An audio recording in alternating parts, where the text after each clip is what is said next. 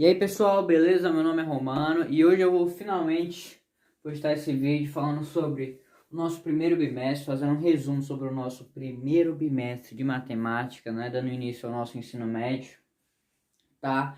E nele a gente vê três assuntos, que é a ideia de conjuntos, a ideia de plano cartesiano, que tá sem o R, né? Sem o R aqui, mas é plano cartesiano e função. Tá? No final eu vou explicar o que é esse gráfico aqui e tal, mas na aula de hoje eu só vou falar sobre conjuntos, tá? Não vou falar sobre função e plano cartesiano, porque não dá para resumir em 25 minutos, coisas que a gente viu em 3 meses, tá? Então vai ficar dois vídeos de uns 20, 25 minutos, tá? Então, bora nessa, né? Conjuntos. Para a gente entender toda a ideia de conjuntos, a gente precisa saber de três noçõezinhas básicas. O que é um conjunto, obviamente, o que é um conjunto, o que é um elemento e o que é um subconjunto, tá? Daí a gente consegue deslanchar. Então, o que é um conjunto? Um conjunto e um elemento, fica fácil. Um conjunto, ele pode ser várias coisas, pode ser um grupo de pessoas, por exemplo, pessoas que usam óculos, um grupo, quer dizer, uma lista de tarefas, uma rotina, tudo isso. E esses conjuntos, eles são formados por elementos, então o grupo de pessoas que usam óculos são formados por várias pessoas. Essas pessoas, cada uma delas é um elemento correspondente a esse conjunto. Então essa é a ideia de conjunto e elemento. Tá? E um subconjunto? O que é um subconjunto? Subconjunto fica um pouco difícil de explicar dessa forma, mas eu gosto de fazer a seguinte associação, que se assimila muito a mim, porque quando eu era moleque, né? Eu tinha o álbum da Copa. E eu gostava bastante, né? Porque era um super álbum e ele era formado por vários elementos, né? Várias figurinhas. Então, o conjunto seria um álbum e os elementos dele seriam as figurinhas, tá? E no álbum, cada página era uma seleção. Então, por exemplo, a seleção brasileira, a seleção uruguaia, argentina, alemã, tá? Então, tinham várias seleções. E presta atenção, você concorda comigo que se eu pegasse a página onde tem a seleção brasileira, lá só tinham figurinhas da seleção brasileira, figurinha do Neymar, do Davi Luiz e tal, que eram os caras da época. Você concorda comigo que todas aquelas figurinhas juntas formavam um conjunto? O conjunto da seleção brasileira? Ah, eu tenho toda a coleção da seleção brasileira, o moleque chegava falando assim, tá certo? E você concorda comigo que todo esse conjunto da seleção brasileira está contido, ó, a seleção brasileira, a seleção BR está contido no álbum da Copa? Então, essa é a ideia de subconjunto. É um conjunto que está dentro de outro. Tá certo? Um outro exemplo seria os números naturais dentro dos inteiros. Tá? E como é que a gente representa essas ideias, os conjuntos na matemática? Essas ideias não, perdão. Como que a gente representa conjuntos na matemática? Então, é da seguinte forma. Tem duas formas, tá? Que é fechado por chaves e separado por vírgula, tá certo? Ou através do diagrama aqui, tá? Então, por exemplo, tem um conjunto A, e esse conjunto A, ele é composto pelos elementos 1, elemento 1 e 2, tá? E é assim que a gente representa o conjunto A através de chaves e vírgula.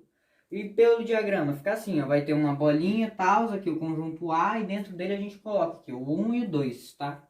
Só presta atenção, você sempre tem que colocar, ó, essa bolinha do lado do número para quê? Para falar que é o elemento 1, o elemento 2. Se você tira a bolinha, você está falando que tem dois elementos. Você não está falando que é o elemento 2, tá? O elemento 2. Então, é assim que a gente representa conjuntos na matemática. Essas duas formas. E você se recorda que eu tinha falado, a seleção brasileira está contida no álbum? A figurinha do Neymar pertence à seleção brasileira? Como que a gente representa essas ideias na matemática?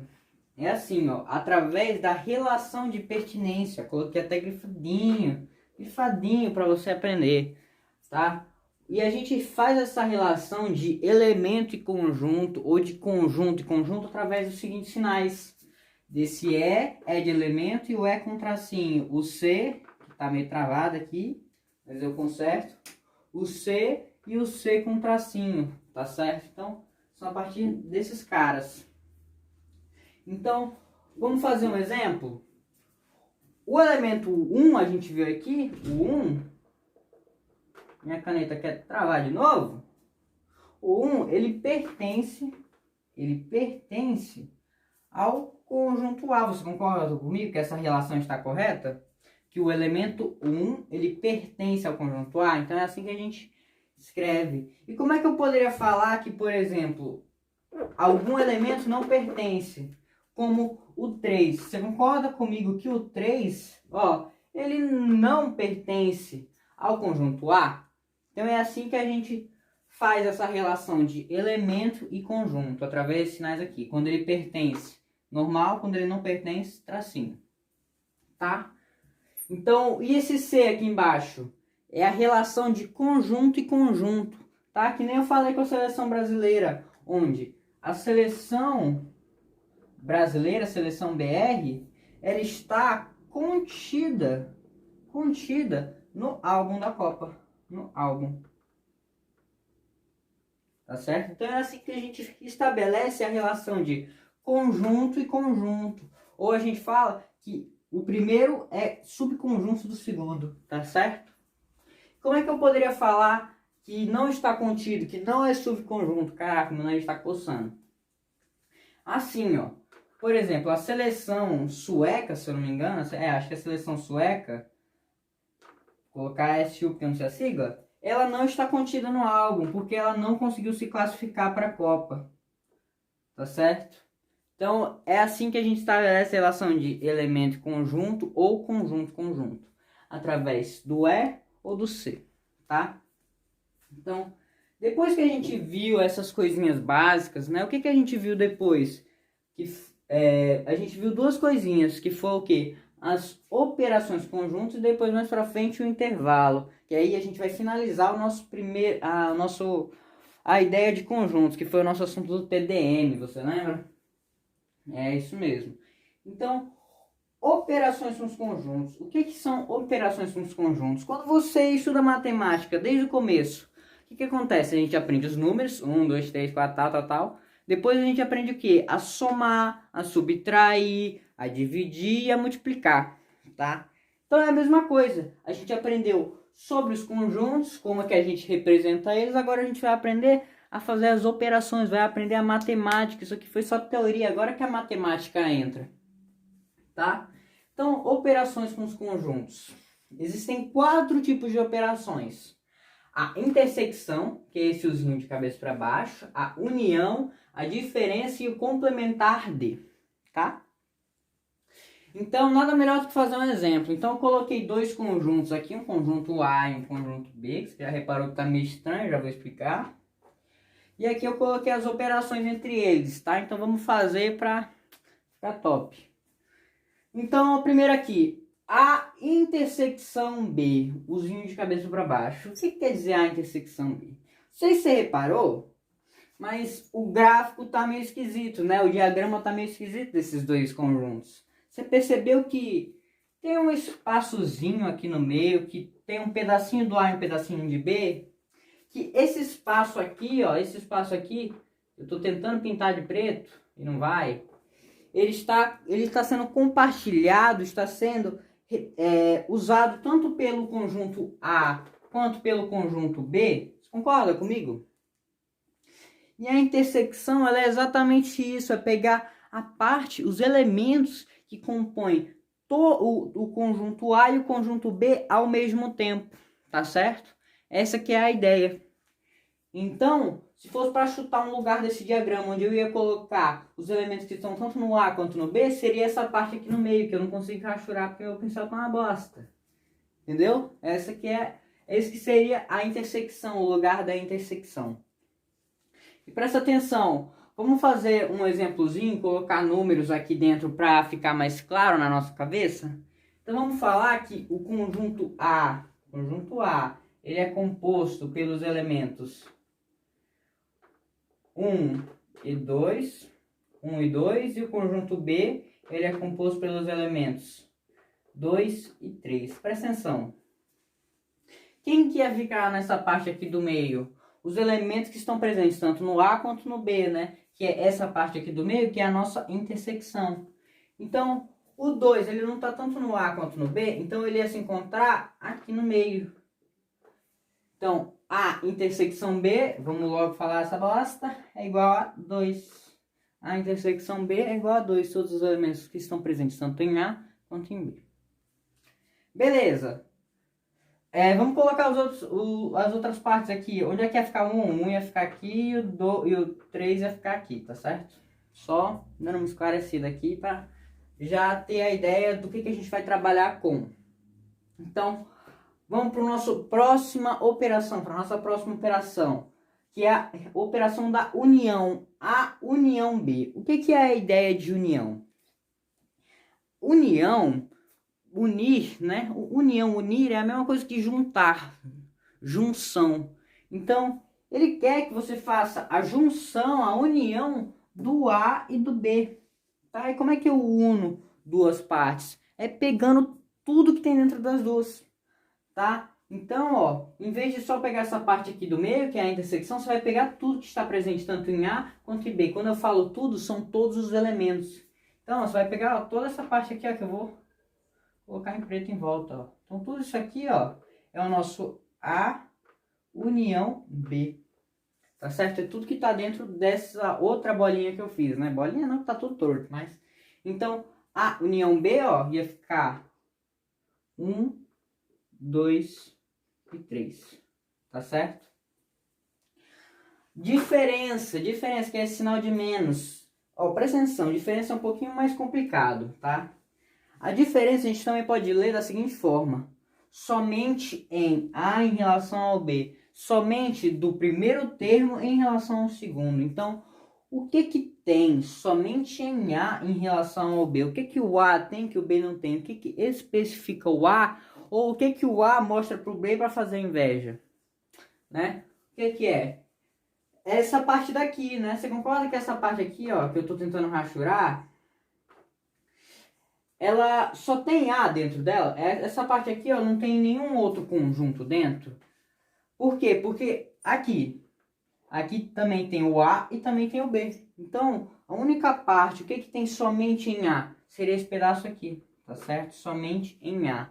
Olhando aqui, o 1 ele pertence ao A, mas ele não pertence ao B. Então, ele pertence somente ao A, tá certo? Acho que ficou melhor agora. Então, somente em A em relação ao B é igual a 1. Tá? Agora, presta atenção. Complementar de A em B. Quando a gente vê complementar de A do primeiro termo e no segundo termo, a gente sempre fala que é o segundo termo menos o segundo termo. Somente no segundo termo em relação ao primeiro, quando a gente vê complementar. Mas você sabe como é que a gente chegou a essa conclusão? É da seguinte forma. O complementar, a ideia dele é a seguinte. É o quanto que falta para o primeiro termo, o complemento que falta do primeiro termo para ele ficar igual ao segundo. Aí eu fiz uma associação na minha cabeça, né? Que eu falei, essa complementação, que é o nosso resultado final, ele poderia ser igual a x. Tá? Igual a x. Eu vou separar aqui, ó. Então, o x mais o A, tá certo? Complementar de A vai ficar igual a B. Então, o que os caras pensaram? Que o nosso resultado final, ele também pode ser considerado, ó, o segundo termo menos o primeiro. Tá certo? Então, essa que é a ideia. Tá? Então, B menos A, somente em B em relação ao A, fica aqui só essa parte aqui, né? Fica o 3, por quê? Porque o 3 ele pertence ao B, mas ele não pertence ao A, então ele está somente em B, então seria igual a 3. Tá? Então é assim que a gente faz essas operações com os conjuntos. Só que geralmente não é só isso, geralmente ele te pede como calcular o número de elementos. Tá? E para fazer isso é muito fácil, eu vou apagar aqui, tá? Vou apagar aqui. É muito fácil, por quê? Porque é só a gente fazer a formulazinha, ó, formulazinha, que é a seguinte, que é número de elementos de A união B, tá? Isso aqui vai ser igual a o número de elementos do A mais o número de elementos do B menos o número de elementos de A intersecção B. Tá certo? Só que tome cuidado com a seguinte coisa. Você viu aqui, ó, que A união B é igual a 1, 2 e 3. Só que ele quer saber o número de elementos, ele não quer saber quais são. Então você não ia colocar aqui 1, 2 e 3, você ia colocar só 3, tá? Só 3, porque tem 3 elementos, tá? Só toma cuidado com isso. Então, assim a gente consegue entender, finalizar a ideia de operações com os conjuntos e para nossa última ideia, para acabar com a parte de operações, quer dizer, de conjuntos, perdão, que é a ideia de intervalos. Intervalos que são, formal, estou conjugando tudo errado, que são formas de representar um conjunto, um subconjunto, através de uma reta real, tá? Então presta atenção. Para fazer esse negócio todo maluco, tem uma especificação, uma coisa que você tem que saber. Que vai ser através do que? Vai ser através de dois elementos. Um elemento A, um elemento A, que ele não quer escrever, eu vou pegar outra caneta e ver se vai. Um elemento. Oh, meu Deus do céu, não faz comigo não. Ah, vai dar certo, vocês confiam, né? Confio. Um elemento A e um elemento B, eu espero muito que esteja dando para ver, um elemento A e um elemento B, tá certo? Aqui tá o A. E esses dois elementos, o A e o B, eles vão estar dentro dos números reais, tá certo? Então, o A e o B, que são dois elementos, eles vão estar dentro dos números reais. E esses dois caras, eles vão ter uma especificação, que é representado, ó, por essa barrinha aqui, ó. Por essa barrinha, tá? Será que o preto não funciona melhor? Caralho, preto funciona 1000 vezes melhor. Então, é por através de uma barrinha, ó. E essa barrinha é a mesma coisa que eu falar, tal que, mais, porém. Então, é uma especificação que você vai colocar para essa primeira coisa que você falou. Então, o A e o B, os elementos A e B, eles vão pertencer aos números reais, tá? E esses dois caras, ó, eles, o A é necessariamente menor que o B, tá certo? O A, ele é menor que o B. Então, essa que é a ideia que a gente vai se basear para representar um conjunto de intervalo. Essas são as especificações de um conjunto de intervalo, tá? E o que é um conjunto intervalo, né? É a representação de um conjunto através de uma reta real. Então, eu vou escrever um exemplo aqui, né? Então, vou fazer uma reta real. Uma reta que não é reta, para variar. Aí, ter um A e um B. Vamos falar que o A ele é igual a 1 e o B ele é igual a 3. Tá? Por que pode ser? Porque o A ele está sendo menor que o B. Então, tá tudo certo. Então, vamos colocar aqui, ó. O A, eu vou deixar ele aqui, tá? O 1. Esse pontinho aqui é o 1 na reta real, que tem todos os números reais, tá? E aqui eu vou colocar o 3. O que é o nosso conjunto intervalo que eu estou falando há tanto tempo? São todos os elementos, todos os números reais que estão entre o 1 e o 3. São todos esses caras aqui, ó, que eu não consigo escrever porque meus pincéis estão uma bosta. Mas são todas essas partes daqui, ó, tá vendo? Então, o conjunto intervalo são todos os elementos da reta real, dos números reais, que estão presentes entre dois outros elementos, tá certo? Então, são todos os elementos que estão entre, tá? É o intervalo entre esses dois elementos. E por que a gente representa assim? Porque não tem como eu falar, o 2,0001, aí o 2,0011 e 20 milhões de números, tá? Infinitos números até chegar, então não tem como. E como é que a gente representa isso na matemática? Que isso aqui é como se fosse um diagrama, tá? Como é que a gente representa isso na matemática? É da seguinte forma. Vai ter o nosso x, que é o nosso conjunto intervalo, tá certo? Esse cara aqui. E esse cara ele vai pertencer aos números reais, tá certo? Assim como a gente falou ali, ó, do A e do B. E tem uma especificação, ó. tal que o x ele vai ser maior ou igual a 1, tá? O x vai ser maior ou igual a 1 e menor que 3. Você percebeu uma coisinha que eu fiz aqui e você nem viu? Nem viu? Que aqui a bolinha está fechada e aqui a bolinha está aberta. E aqui é maior ou igual e aqui é só maior. Por quê? Vou te explicar. Existem dois tipos de intervalo. Um intervalo aberto e um intervalo fechado. O intervalo fechado é esse aqui, ó. E o que ele quer dizer? Ele quer dizer que o x, o conjunto intervalo, eles são todos os números maiores do que 1, tá? Nesse caso, maiores do que 1. E ele também pode adotar o valor de 1. Então, ele é 1, 1,0001 e até o escambau, tá? E o intervalo aberto, que é essa bolinha aberta, é o que? Ele está falando que o x, eles são todos os números menores do que 3, só que ele não vai adotar o valor de 3.